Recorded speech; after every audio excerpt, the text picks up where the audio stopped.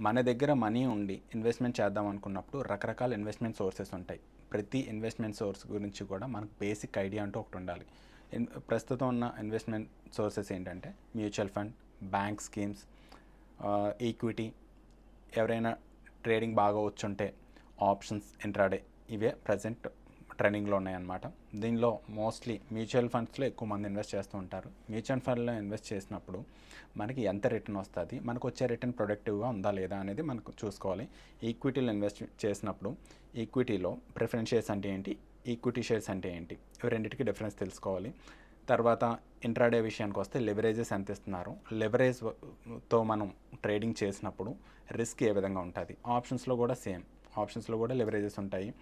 మనం premium pay చేస్తే 100 రూపాయలు పెట్టి ప్రీమియం కొంటే 10,000 కూడా మనం 10,000కి సరిపడే అమౌంట్తో కూడా మనం ట్రేడింగ్ చేయొచ్చు.